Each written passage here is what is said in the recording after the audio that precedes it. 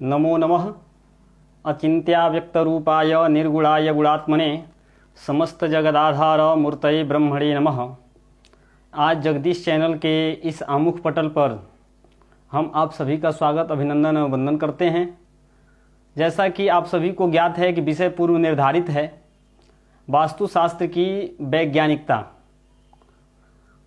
जैसे वास्तुशास्त्र की वैज्ञानिकता विषय पर हम आज आप सभी के समक्ष चर्चा करेंगे और आप सभी के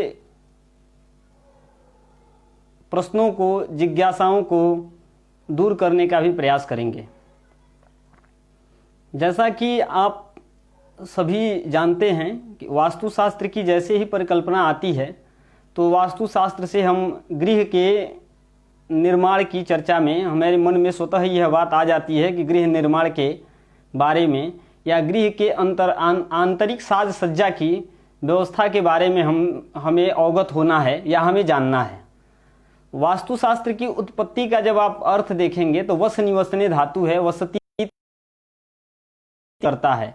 व्यक्ति, जीव जंतु जो भी जहाँ पर निवास करते हैं वह उनके लिए वास्तु है। और शास्त्र जो शब्द है वह जो है शासनात् इति शास्त्रम, जो शासन करे। अर्थात वास्तु शास्त्र का हम यह अर्थ कह सकते हैं कि वास्तु शास्त्र अर्थात गृह के अंदर रहने के लिए या गृह निर्माण के लिए जितने भी आदेश ऋषियों के द्वारा या हमारे आचार्यों के द्वारा प्रदत्त ज्ञान, वेद से निश्चित ज्ञान या भारतीय संस्कृति में विद्या, चतुर्दश विद्याओं की परिकल्पनाओं में जो वास्तुशास्त्र की उत्पत्ति का जो ज्ञान है, उन सभी ज्ञानों की जो है हमें जो है इसमें समावेश करना, उनका आदेश क्या है, उनकी विधि क्या है, किस विधि से हम इन विषयों को जान सकते हैं, इन सभी विषयों पे चर्चा होनी है और हमें चर्चा करनी भी है। तो सर्वप्रथम वास्तुशास्त्र को हमारे यहाँ भारतीय संस्कृत में या भारतीय संस्कृत वाङ्मय में कहाँ पर स्थान है, हम इसकी चर्चा करते हैं। पुराण, न्याय, मीमांसा, धर्मशास्त्रांग मिश्रितः वेदास्थानानि धर्मस्य विद्यानां च चतुर्दशः। ये चतुर्दश विद्या पुराण, न्याय, मीमांसा, धर्मशास्त्र, चारों वेद, ऋग्वेद, यजुर्वेद, सामवेद, अथर्ववेद और इनके साथ अंग मिश्रिताः 6 अंग, मुख व्याकरण से लेकर के और जो है नेत्र ज्योतिष, कल्प जो है आपका जो है हाथ, इस तरह से जो ये 6 अंगों की परिकल्पनाएं हैं और धर्मशास्त्र, ये मिल करके जो है 14 विद्याओं की परिकल्पना आती है। और आप अगर महिम्न स्तोत्र की टीका देखते हैं, त्रयी सांख्यम योगम पशुपति मतम वैश्रवमिति श्लोक की, तो उसमें मधुसूदन सरस्वती लिखते हैं कि जो है 4 वेद, 6 अंग, पुराण, न्याय, मीमांसा और धर्मशास्त्र मिलकर के 14 विद्या होते हैं।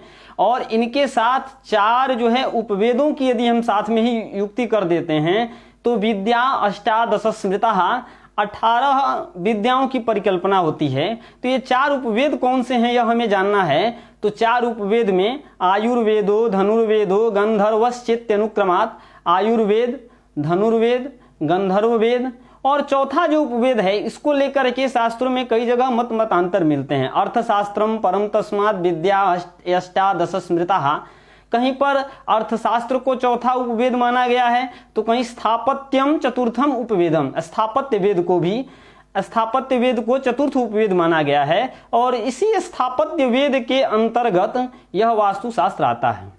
वास्तुशास्त्र की उत्पत्ति की एक कथा, पौराणिक आख्यान भी मिलते हैं, क्योंकि हमारे यहाँ जितने भी शास्त्रीय तत्वों के ज्ञान हैं वह पौराणिक आख्यानों में प्रतिपादित हैं। वास्तुशास्त्र की एक कथा जो है पुराणों में, मत्स्य पुराण में मिलती है। उस कथा में होता क्या है कि एक जो है देवताओं को देवासुर संग्राम में असुर जो है पराजित, असुरों से देवता जो है पराजित हो जाते हैं और पराजित होकर के वह भगवान शंकर के पास जाते हैं। तो भगवान शंकर के पास जाते हैं और भगवान शंकर जो है क्रुद्ध से होकर के उनसे जो है मल जो से उत्पन्न होता है, एक असुर जो उत्पन्न होता है, तो उससे जो उसने जो है ये असुरों का संहार करता है। और इसी को जो है वास्तुशास्त्र की एक परिकल्पना की गई। एक कथा और मिलती है कि अंधकासुर और भगवान शिव में भयानक युद्ध होता है। पौराणिक आख्यान में यह कथा मिलती है कि भयानक युद्ध होता है और यह युद्ध जो है कई वर्षों तक चलता है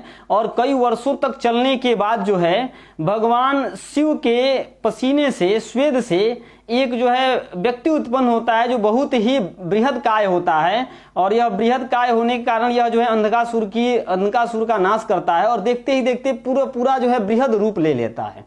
और जब यह पूरा बृहद रूप ले लेता है तो इसको देख करके देवता भी भयभीत हो जाते हैं कि संपूर्ण जो है भूर्भुवः स्वः महः जनः तपः सत्यलोक सबकी जो है यह आवृत्त कर लेगा, सबको जो है यह ढक लेगा। ऐसी स्थिति में इसको हटाना बहुत जरूरी है। तो ये लोग जाते हैं भगवान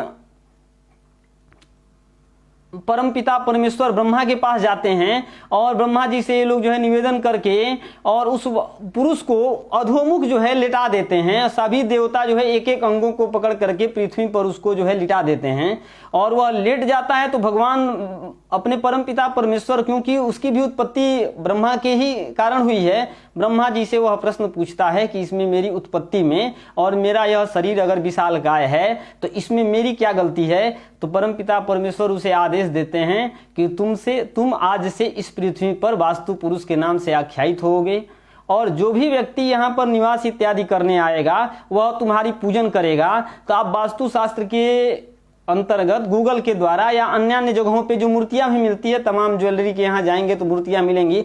अधोमुख एक लटका, नीचे अधोमुख किया हुआ लेटा हुआ एक पुरुष जो है वास्तु पुरुष के नाम से मिलता है या दिखाई देता है आपको। और उसमें तत्तद स्थानीय, कहीं पर एकाशीति वास्तु, कहीं पर चतुष्षष्ठी वास्तु, सभी देवताओं की परिकल्पना है, उनके पूजन की पद्धति आई। यह तो है पौराणिक आख्यान। इसमें थोड़ी सी हम वैज्ञानिक दृष्टि से अगर हम चर्चा करते हैं तो हम देखेंगे क्या कि शिव जो है वह कल्याणकारी तत्व है और अंधकासुर जो है अज्ञान का द्योतक है। अर्थात जब सृष्टि का आरंभ हुआ होगा तो उस समय जो है सर्वत्र जो है अंधकार जो है व्याप्त होगा और उस अंधकार से लड़ाई लड़ने के लिए भगवान शिव का वह सत्व गुण जो तत्व है, जो ज्ञान रूपी जो वह तत्व है, वह तत्व अंधकार से लड़ाई लड़ा और इस लड़ाई में क्रमिक विकास में यदि आप देखेंगे तो बहुत वर्षों तक, असंख्य वर्षों तक चला। आज भी ऐसे जो है अज्ञानता को हटाने के लिए, जैसे अभी कोरोना नामक महामारी है, इसको हटाने के लिए तमाम मतलब कई वैज्ञानिक अलग अलग अपने अपने लैब में, अपने अपने अनुसंधान के गृह में जो है अनुसंधान कर रहे हैं कि इस पर हम लोग विजय पा सकें। उसी प्रकार से जो है यह शिव जो है परम तत्व कल्याणकारी है और इसको अंधकार को हटा करके बसने योग्य मनुष्य की समस्त इच्छाओं के पूर्ति योग्य गृह का निर्माण हो सके, यह ध्येय रख करके यह कथा जो है इसको हम वैज्ञानिक दृष्टि से समझ सकते हैं। अब जब बात आती है उसकी, एक जो बात आती है कि ये पुष्पराज भारद्वाज जी पूछ रहे हैं कि उसका क्या नेम है, यह अर्थ समझ में नहीं आ रहा है। आप पुनः अपने प्रश्न को कर सकते हैं, तब तक हम आगे अब देखते हैं। आप ये क्या नेम है, आप क्या कहना चाहते हैं, समझ में नहीं आ रहा है। तो ये बात जब आती है, जब हम देखते हैं तो यह जो है शिव जो है परम तत्व कल्याणकारी शिव का रूप और अंधकासुर जो अंधकार क्या द्योतक है, अज्ञान क्या द्योतक है, उससे ये युद्ध बहुत दिनों तक चली और इसके चलने के अनंतर, इसके व्यतीत होने के बाद वास्तु की उत्पत्ति होती है और गृह निर्माण की परिकल्पना हमारे यहाँ आती है। यह तो हुआ एक जो है वास्तुशास्त्र की उत्पत्ति की कथा कि, और इसमें जो है स्थापत्य वेद के अंतर्गत आता है। स्थापत्य वेद जो है चतुर्थ उपवेद है और इसके अंतर्गत वास्तुशास्त्र आता है। अब इसमें दो मत प्राप्त होते हैं। एक होता है कि ज्योतिष शास्त्र के अंतर्गत वास्तुशास्त्र को माना जाए, दूसरा आता है कि वास्तुशास्त्र के अंतर्गत ज्योतिष शास्त्र को माना जाए। वस्तुतः दोनों की सत्ता अपने आप में स्वतंत्र है। ज्योतिष शास्त्र जो है अपने आप में ही एक बृहद रूप है। सिद्धांत संहिता होरा रूपस्कंध त्रयात्मकम वेदस्य निर्मलम चक्षु ज्योतिष शास्त्रम कलमसम। और वास्तुशास्त्र भी अपने आप में एक जो है बृहद रूप है, लेकिन वास्तुशास्त्र के बहुत से ऐसे नियम हैं, बहुत से ऐसे विनिमय नियमों के परिनियम हैं जिनकी पूर्ति ज्योतिष शास्त्र के बिना असंभव सी प्रतीत होती है। इसलिए ज्योतिष शास्त्र के अंतर्गत ही वास्तुशास्त्र को मानना शास्त्र सम्मत होगा और युक्ति संगत भी होगा। कुछ लोग इसको नहीं मानते हैं, नहीं मानने से कुछ फर्क नहीं पड़ता है, क्योंकि जो है वास्तुशास्त्र के जैसे आप पिंड साधन से लेकर के आगे हम चर्चा करेंगे इन सभी विषयों पर, इन सभी की वैज्ञानिकता पर, ये सारे विषय जो है पिंड साधन हो या गृह के मेलापक का विचार करना हो या गृह के किस कोने पे कौन सा आवास होना चाहिए, किस में मालिक को रहना चाहिए, किस में जो है नौकर को रहना चाहिए, कहाँ पे हमारा शौचालय होगा, कहाँ पे हमारा भोजनालय होगा, किस रूम में हमारे लिए जो है अस्थाई सोने के लिए जो है शयन कक्ष हमारा कौन सा होगा, अभ्यास के लिए हमारा कक्ष कौन सा होगा, विद्या के लिए कौन सा हमारा कक्ष होगा, इन सभी विषयों की चर्चा और इन सभी विषयों की पूर्ति ज्योतिष शास्त्र के नियमों के अंतर्गत आ जाती है। ज्योतिष शास्त्र के दिग्ज्ञान या काल ज्ञान या कहिए कि देश परिस्थिति का ज्ञान या इसके बाद जो है मुहूर्त संबंधी ज्ञान या मेलापक के जो भी ज्ञान है, ये सभी ज्योतिष शास्त्र के अंतर्गत आ जाते हैं। ऐसे में वास्तुशास्त्र ज्योतिष शास्त्र का अंग है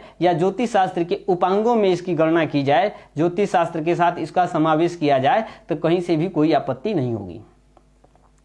यह तो हुआ उत्पत्ति की बात। अब वास्तुशास्त्र की गृह के निर्माण की क्या बात होगी, गृह निर्माण हम कैसे करेंगे, गृह निर्माण हम क्यों करेंगे, बात एक आती है ना। आजकल सबसे बड़ी समस्या है ना कि हम लोगों को किराए पर मिल जाते हैं, भाड़े किराए पर जो है अपने घर मिल जाते हैं। किसी के घर में हम गए, कुछ पैसा चुकता किए और उसके घर में रह गए, तो हम घर क्यों बनवाएं, घर बनवाने की आवश्यकता क्या है, यह क्या है, गृह की परिभाषा क्या है। तो कहे कि जो है पर गेहे कृता सर्वाः श्रौतस्मार्तक क्रियास्तथा निष्फलास्यु यतः तेषां भूमिशः फलमश्नुते। पर दूसरे के गृह में किया हुआ कार्य, श्रौत यज्ञ हो चाहे स्मार्त यज्ञ हो या इसके बाद आप कहें कि श्रौत स्मार्त, इसके बाद श्राद्ध इत्यादि जो भी कर्म आप करते हैं श्रौत स्मार्त के द्वारा, वो सारे यज्ञ जो है निष्फल हो जाते हैं और भूमि के अधिपति को उसका फल मिल जाता है। और भूमि के अधिपति को उसका फल मिल जाने के कारण हमको उसका फल नहीं मिलता है। और इस कारण से जो है अपने गृह निर्माण की चर्चा आती है, व्यक्ति अपने घर के निर्माण की बात करता है और गृह निर्माण की आवश्यकता पड़ जाती है। और यहाँ तक कि गृह निर्माण जो है नो गृहम गृहमित्याहु गृहिणी गृहमुच्यते, यह जो है संहिताकार लिखते हैं कि गृह में गृहिणी का होना आवश्यक है, क्योंकि जो है पाषाण इत्यादि से बना हुआ, काठ इत्यादि से बना हुआ घर नहीं होता, उसमें गृहिणी की आवश्यकता होती है। और गृहिणी आएगी तो श्रौत स्मार्त यज्ञों का जो है विधान प्रतिपादित होगा। ऐसी स्थिति में अपने घर की आवश्यकता पड़ती है। और महाकवि कालिदास लिखते हैं सर्वोपकाराक श्रम आश्रमोयम, सभी प्रकारों को उपकार करने वाला यह आश्रम है। और गृहस्थस्य क्रिया सर्वाः न सिद्ध्यन्ति गृहं विना यतः तस्मात् गृहारंभ प्रवेश समय ब्रूये। यह जो है आपको लिखते हैं वास्तुशास्त्र की उत्पत्ति में, वास्तु रत्नाकर नामक एक ग्रंथ है जिसमें वह यह लिखते हैं कि गृहस्थ के सारे कार्य जो है बिना गृह के संपन्न नहीं हो सकते हैं। इसलिए गृहारंभ और प्रवेश के समय को हम ज्योतिष शास्त्र के अंतर्गत, नियमों के अंतर्गत बता रहे हैं। अब जब बात आ गई कि जो है गृह निर्माण हमें करना है और गृह निर्माण की आवश्यकता की बात भी समझ में आ गई, सन्यासी हो, यति हो, ब्रह्मचारी हो या जो भी आप आधुनिक युग में कह सकते हैं राजनेता इत्यादि जो भी शहरों में बसने वाले लोग हैं, ये सभी कहीं ना कहीं गृहस्थ जीवन से ही जीवित हैं, गृहस्थ जीवन के परिचालन में भी हैं, जिसका क्योंकि गृहस्थ के अंतर्गत ही वो सारी चीजें आ पाती हैं। ऐसी स्थिति में गृह के निर्माण की परम आवश्यकता पड़ती है। यतिश्चैव ब्रह्मचारी, सन्यासी, ये सभी जो है गृहस्थ आश्रम पर आश्रित हैं, इसलिए गृहस्थ की गृहारंभ की बहुत ही आवश्यकता पड़ जाती है। और गृहारंभ की जब आवश्यकता पड़ जाती है तो हमें सर्वप्रथम यह विचार करना है कि हम गृह कहाँ बनवाएं, गृह का निर्माण कहाँ करें। तो सर्वप्रथम जो है ज्योतिष शास्त्र इसके लिए एक उपाय बताता है, काकड़ी विचार के नाम से जिसे हम जानते हैं। ज्योतिष शास्त्र के उसमें काकड़ी विचार में होता क्या है कि जिस नगर में आप निवास की इच्छा रखते हैं, जिस प्रदेश में आप रहना चाहते हैं, जिस गांव में आप निवास करना चाहते हैं, उसके नाम की काकड़ी होगी। और जब नाम की बात आती है ना तो गांव का, नगर का, कॉलोनी का कुछ ना कुछ नाम होता है कि ये कौन सी कॉलोनी है, ये कौन सा जगह है, यह कौन सा नगर है। इन सभी बातों को, विषयों को ध्यान में रख करके जो है, विषयों को जो है जब देखते हैं तो एक और बात आ जाती है इसमें कि जब हम गृह के नाम की, जब ग्राम के नाम की जब हम चर्चा कर रहे हैं तो अपना कौन सा नाम लें, क्योंकि व्यक्ति का जो है दो प्रकार का नाम होता है, एक राशि नाम होता है और एक पुकार नाम होता है। इसका भी बहुत ही अच्छे ढंग से हमारे यहाँ शास्त्रों में स्पष्ट रूप से प्रतिपादित किया गया है। देशे ज्वरे ग्राम गृह प्रवेशे सेवासु युद्धे व्यवहार काले द्यूते सुदाने सूचनाम राशि यात्रा विवाहादि सुजन्म राशि। कह रहे हैं कि जो है द्यूत में, द्यूत क्रीड़ा में या गृह में या गृह निर्माण में या जो है दान, द्यूते सुदाने सूचन दान में, इन सभी कर्मों में नाम राशि की प्रधानता है और नाम के अक्षर से ही, नाम राशि के ही अक्षर से ही हमें विचार करना है। और इसका एक देखिए, यह बहुत पहले की बात है, यह करीब करीब आप मतलब अगर लिखित ग्रंथों की परंपरा भी माने तो 400 ईसा पूर्व की ये मतलब श्लोक हैं ये शास्त्रों के। ये देखिए कितनी गूढ़तम बातें वैज्ञानिक तरीके से बताई गई। उन्हें भी पता है कि राशि नाम से हमारा कोई कार्य नहीं चलता है। हमारे ऋषियों को आगे ये भी भविष्य को देखते हुए उनको ये ज्ञात था कि नाम से जो है हमारी कोई प्रक्रिया नहीं चलेगी, कोई विधि नहीं चलेगी। ऐसी स्थिति में राशि नाम की कोई प्रक्रिया नहीं चलेगी। आगे चलकर दस्तावेज बनेंगे, कागज बनेंगे, उनमें सभी में पुकार नाम होगा, सर्टिफिकेट नेम जिसको हम बोलते हैं, और उसी नाम की परिचर्चा होगी। यदि आप राशि नाम से कोई भवन का निर्माण कर लेते हैं, किसी भवन का रजिस्ट्रेशन करा लेते हैं या किसी जमीन को रजिस्ट्री करा लेते हैं तो आप मुकदमे में जाकर के इसको हार सकते हैं। ऐसी स्थिति में हमारे ऋषियों के द्वारा प्रदत्त ज्ञान जो लिखित ग्रंथों की परंपरा के आधार पर 400 ईसा पूर्व मानेंगे या भगवत गीता के कार्यकाल को यदि आप मानते हैं तो बाल गंगाधर तिलक जी ने उपनिषद की व्याख्या में क्रांति साम्य को दिखाते हुए शरद संपात के काल को दिखाते हुए 4500 ईसा पूर्व अर्थात आज से 6500 वर्ष पूर्व, इतने तो हम पुराने हैं ही हैं। यह तो गणित सगणित सिद्ध है, कोई माने ना माने, 6500 वर्ष करीब करीब हम तो पुराने हैं ही हैं। महाभारत का काल यह है और इस काल से लेकर के उस समय की ये बातें महाभारत में या पुराणों में, उपनिषदों में, वेद की व्याख्याओं में आप देखेंगे तो इन छोटी छोटी चीजों को सूक्ष्मतम से लेकर के बृहत्तम रूप तक की चर्चा की गई है। तो ऐसी स्थिति में नाम राशि की प्रधानता को देकर के और नाम राशि से विचार करेंगे। नाम राशि मतलब सर्टिफिकेट नेम, जिस नाम से आपका राशन कार्ड हो, आधार कार्ड हो, पासपोर्ट हो, उस नाम को आपको लेना है।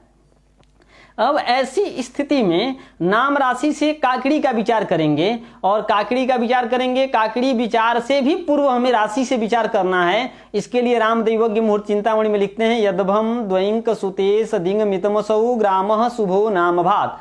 वो लिखते हैं कि जो है दूसरा यदभम द्वै अंक सूत 5 2 5 9 और 10, ये अगर मतलब अपनी राशि से ग्राम नाम भात, अपने नाम ग्रामः शुभो नाम भात, अपनी नाम राशि से गांव की राशि अगर ऐसी हो, इस क्रम में हो तो उस ग्राम में निवास करना चाहिए। इसके बाद आपके पास कई विकल्प यदि मिलते हैं।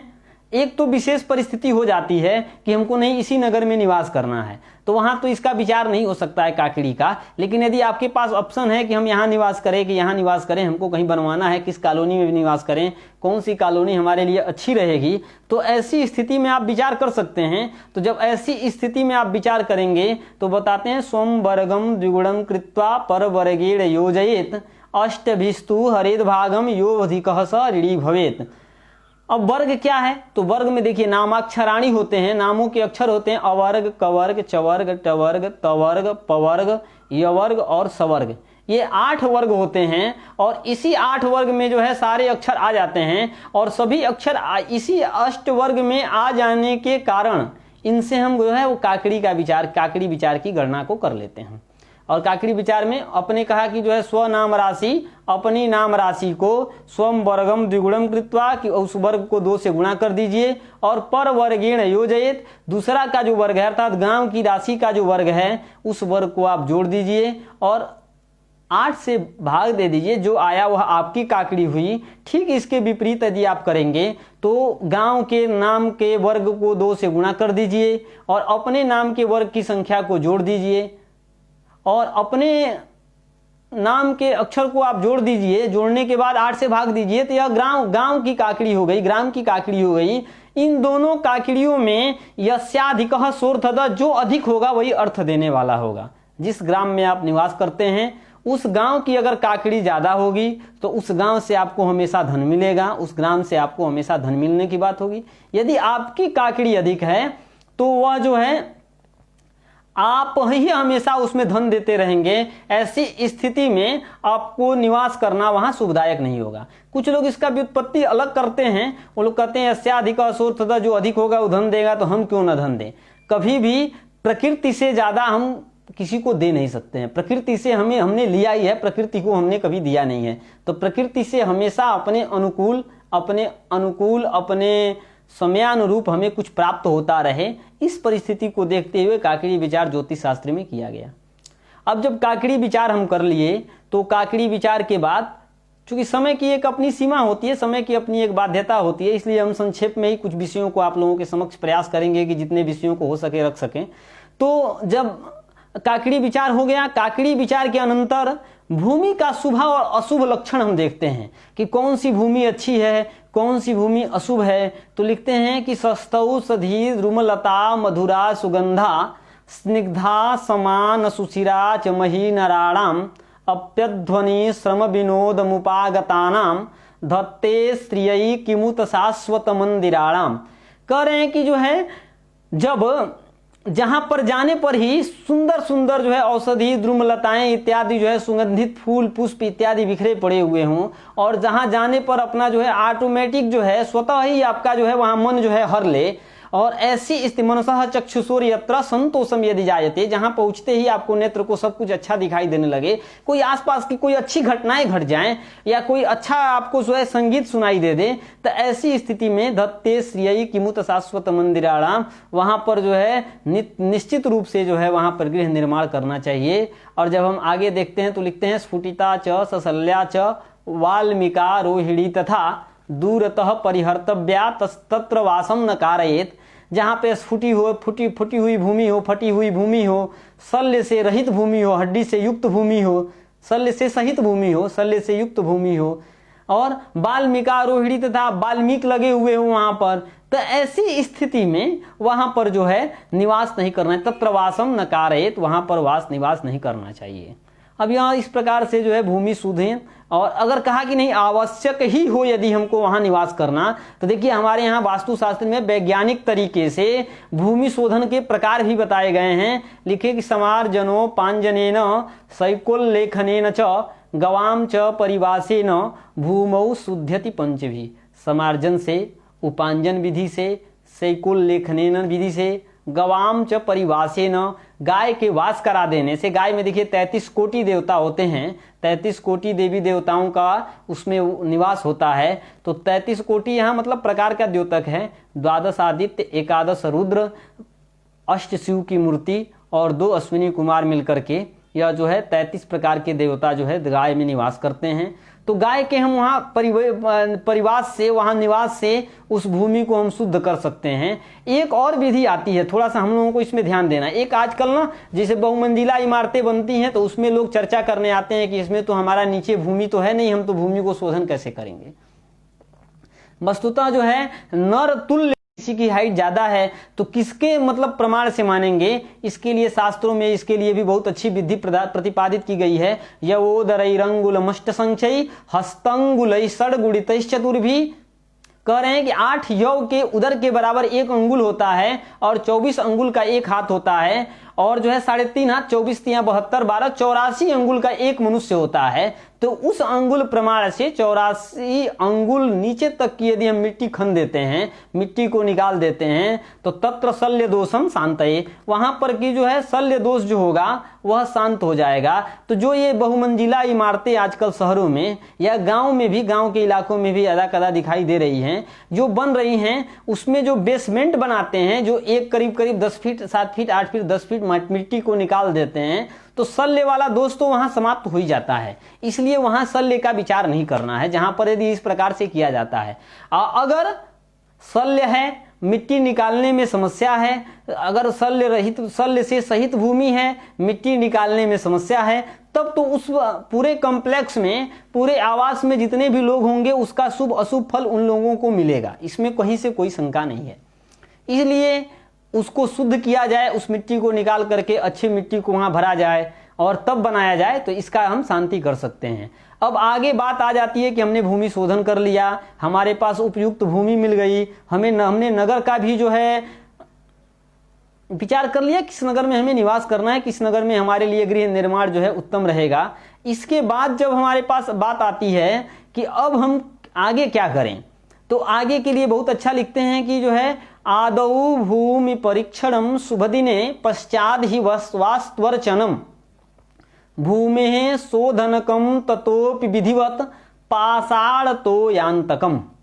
देखिए अभी जो मैंने कहा वही वास्तु रत्नाकर भी वही श्लोक कहते हैं, कह रहे हैं कि आदौ भूमि परीक्षणम शुभ दिने, शुभ दिन में भूमि का परीक्षण करिए। अब जो है बात आएगी तो भूमि परीक्षण की कैसे बात करेंगे, तो वहां पर जो है कहा कि पाषाण तो यांतकम, मतलब मिट्टी को खनिए वहां पर, और उस मिट्टी को खनते हुए यह देखिए कि या तो जब तक जल न मिल जाए अंदर, या कोई पाषाण मतलब पत्थर उत्थर का टुकड़ा जब नीचे न मिलने लगे तब तक उसको खनिए। और वहां पर जो है बहुत सी विधियां जो है वास्तुशास्त्र के अंतर्गत बताई गई हैं, उसमें जल भर करके उसमें जो है तुरंत देखना, फिर जो है कुछ दिन बाद आके देखना, और उसके शुभ अशुभ लक्षण, कुछ शकुन शास्त्रों के नियमों के आधार पर ज्योतिष शास्त्र में भूमि के शुभ अशुभ लक्षणों को प्रतिपादित किया गया है, और यह पूर्णतया घटीभूत होता है। कुछ लोग कहते हैं ना कि ज्योतिष शास्त्र को विज्ञान न माना जाए, ज्योतिष शास्त्र एक ज्ञान है। देखिए वस्तुतः बात क्या होती है कि शास्त्र जो है शाश्वत है, किसी एक कालखंड विशेष में यदि उसकी सत्ता स्वीकृत नहीं हो पाती है, यदि वह किसी को अपरिमार्जित लगता है, किसी को असह्य लगता है, तो हो सकता है कि उस व्यक्ति विशेष के लिए लगता हो, लेकिन उसका यदि आप दीर्घकालिकी प्रमाण देखेंगे तो आपको लगेगा कि नहीं यह सही है। वस्तुतः हमारी एक परिकल्पना है कि जैसे ही कोई बात आती है तो हम उसको विज्ञान की कसौटी पर कसने लगते हैं।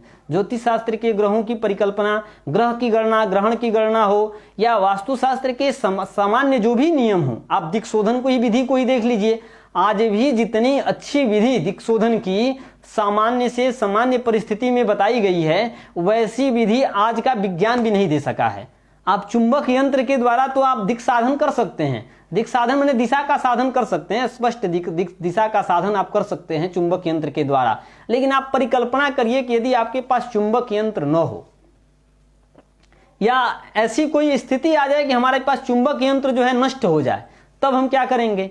या आपको एक मैं और तरीका बताता हूं कि एक चुंबक यंत्र है, उस चुंबक यंत्र के बगल में एक और चुंबक यंत्र रख दीजिए, दोनों दो दिशाएं वहीं पर आपको बताने लगेंगे, आप भ्रमित हो जाएंगे। ऐसे में सूर्योदय के द्वारा दिक् साधन, और वो सूर्य भी प्रतिक्षण चल है, इसको भी विज्ञान के कुछ जो सामान्य विज्ञान पढ़े होंगे वो लोग मानते हैं कि सूर्य नहीं चलता है, पृथ्वी चलती है।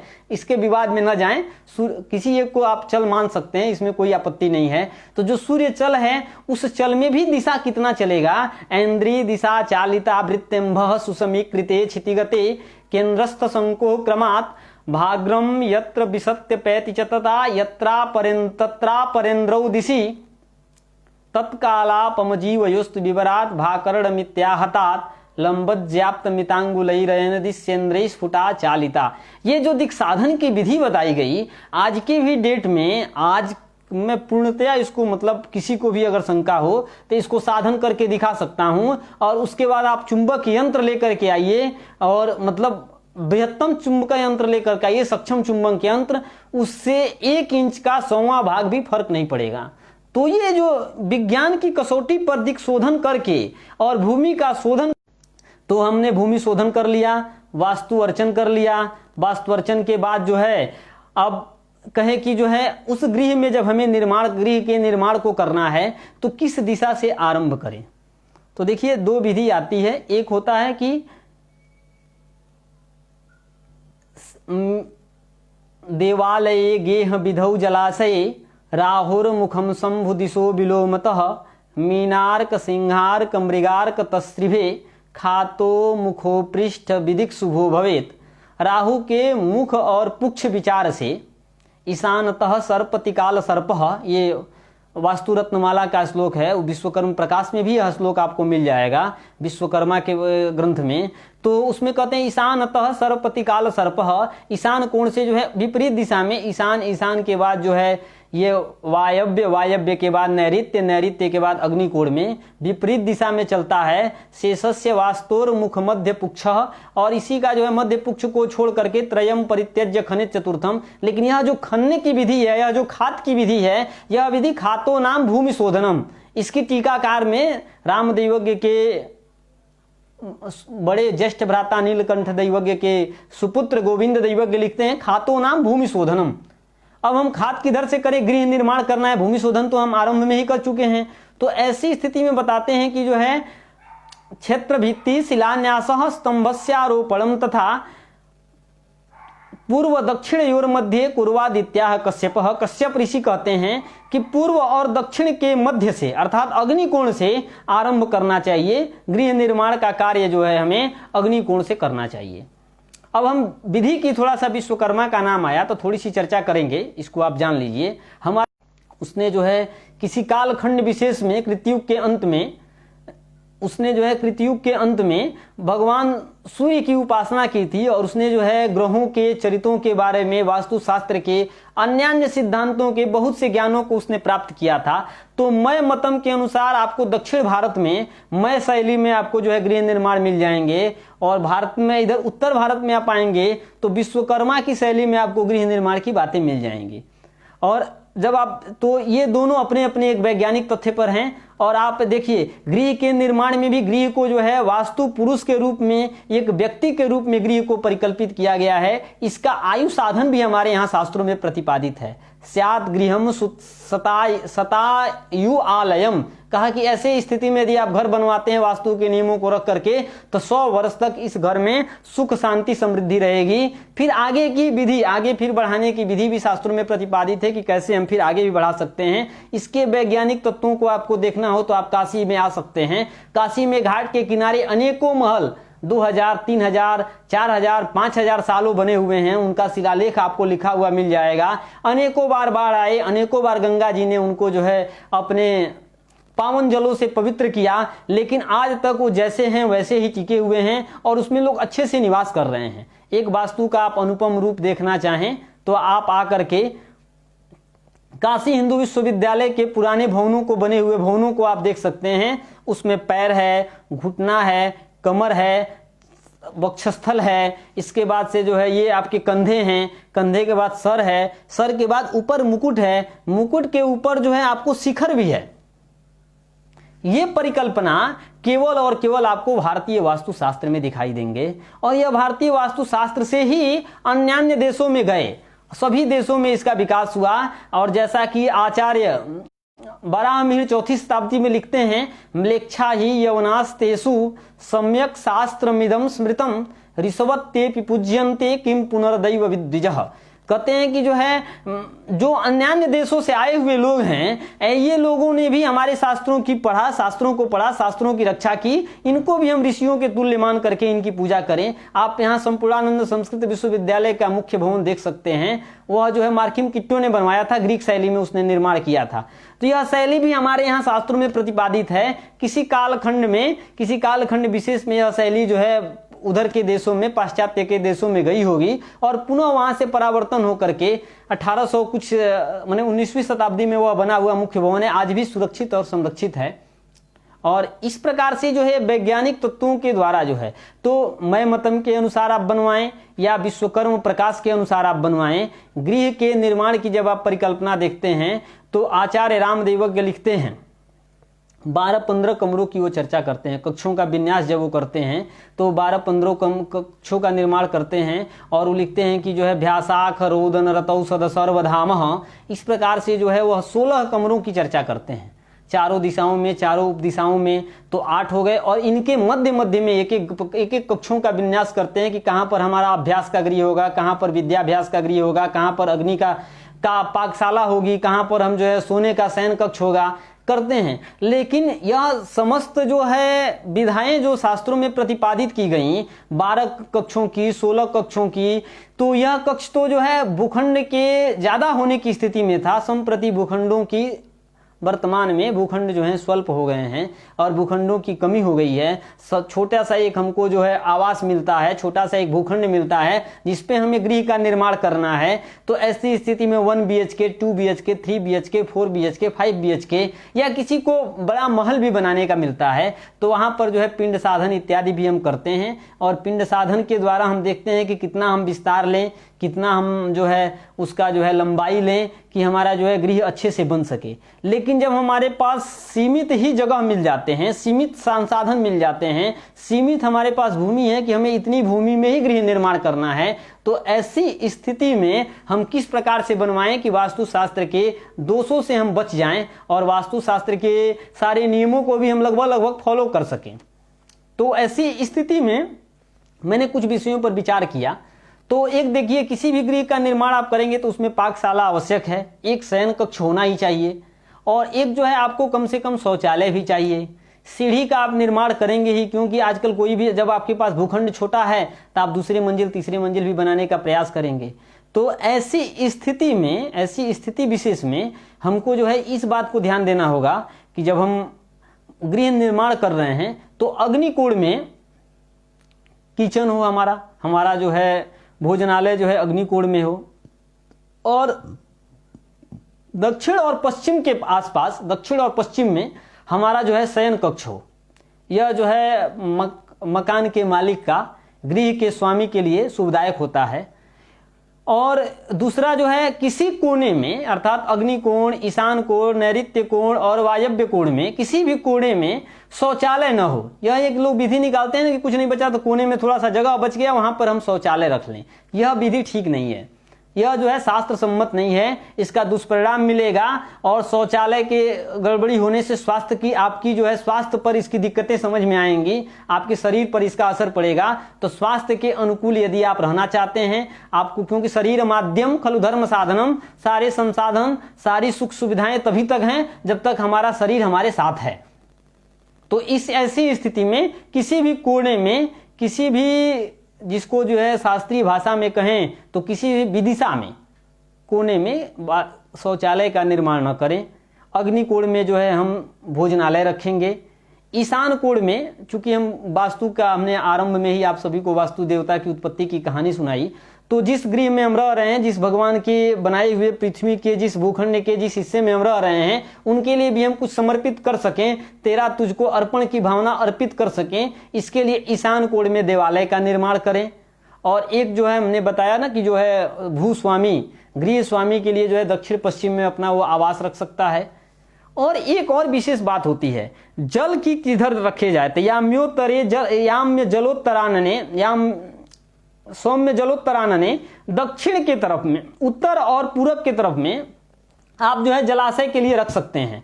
जलाशय की व्यवस्था आप उत्तर की दिशाओं में आप रख सकते हैं। और यह रखने के बाद एक सीढ़ी का जब आप निर्माण करते हैं तो इसके लिए लिखते हैं, भूम्यारोहण भूमितस्तदुपरि प्राग दक्षिणम सस्यते। वास्तुराज वल्लभ का यह श्लोक है कि एक भूमि से दूसरे भूमि, अर्थात दूसरे मंजिल पर आपको जाना है, तो ऐसी स्थिति में प्राग दक्षिणम सस्यते, पूर्वाभिमुख होकर के आप चढ़ें। और जब एक बार सीढ़ी जहां बीच में डाइवर्ट होती है, जहां घूमती है, वह दक्षिणावर्त घूमनी चाहिए, वामावर्त न घूमे। चढ़ते समय यह विचार करना है। और जैसे ही आप ऊपर प्रवेश किए तो ऊपर प्रवेश करते हुए ही आपका जो है यह दूसरे मंजिल पर आप प्रवेश कर गए।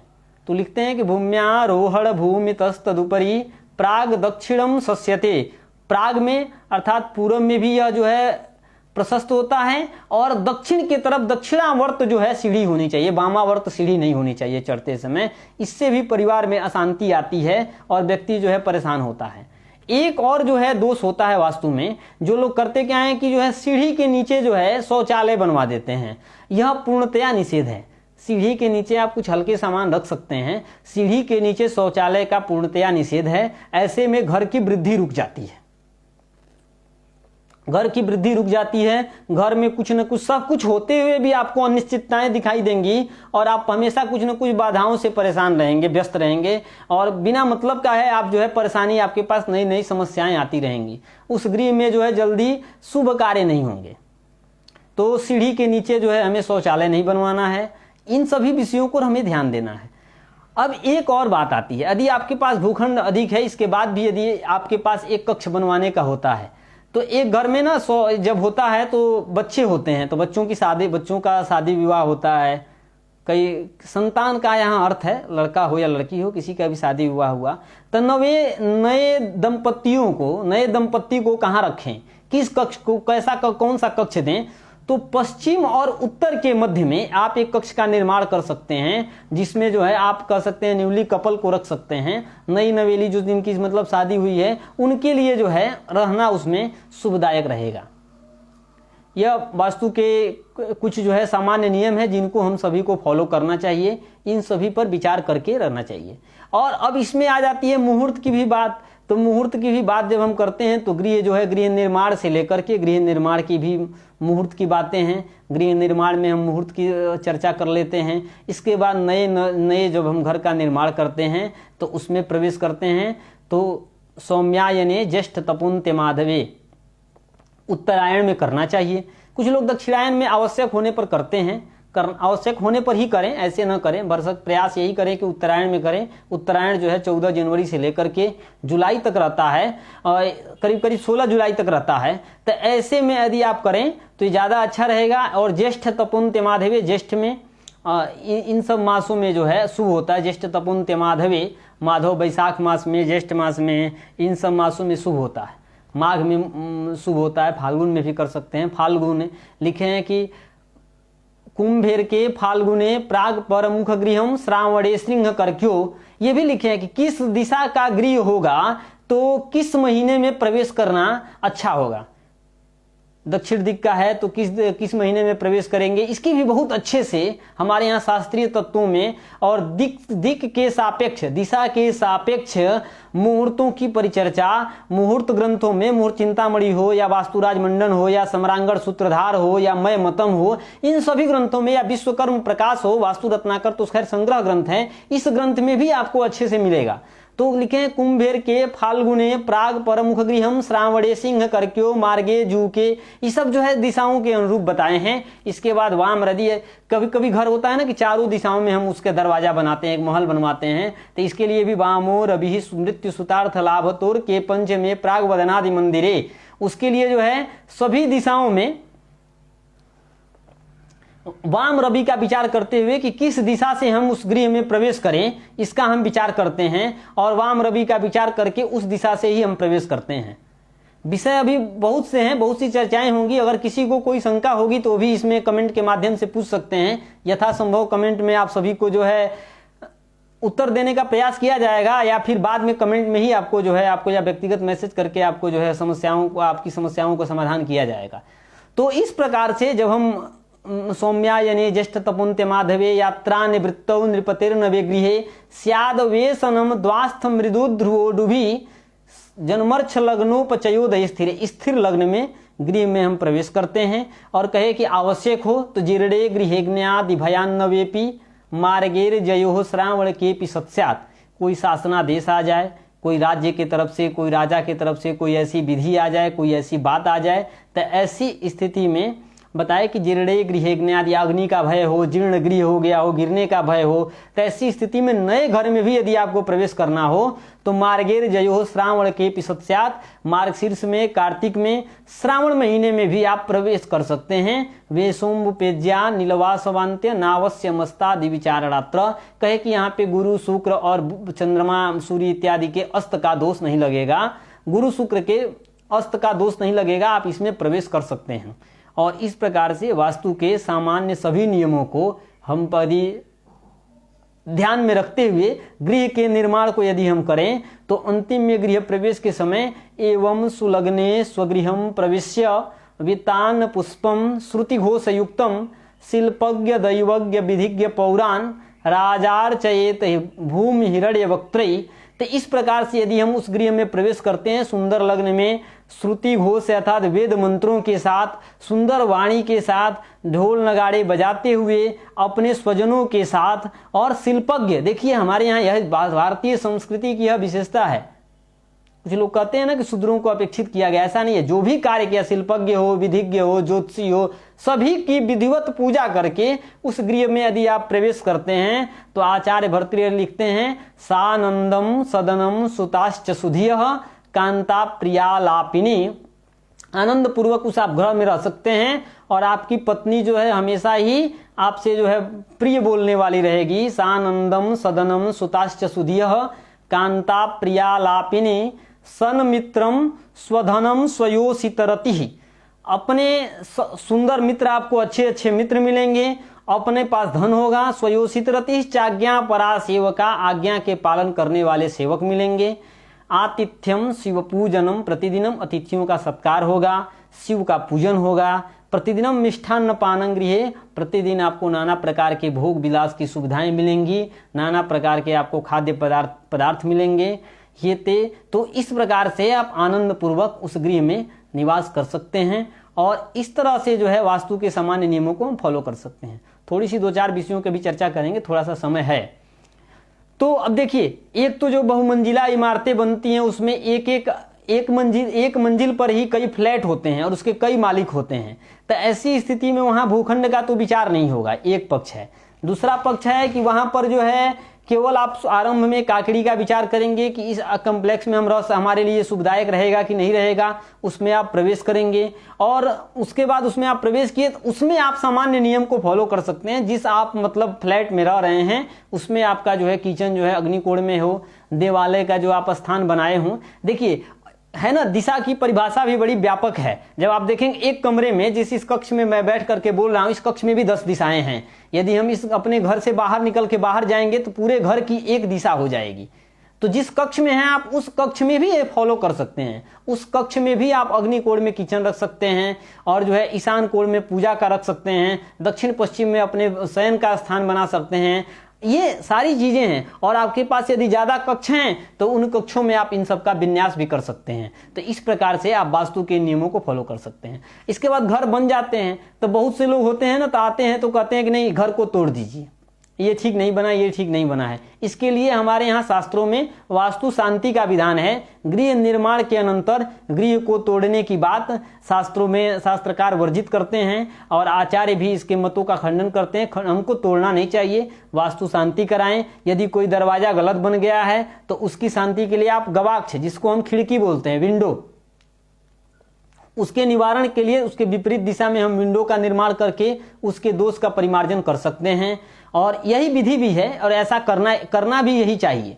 गृह को बहुत तोड़ने और इससे करने से कोई फायदा नहीं होगा, उससे वास्तु का और नुकसान ही होगा।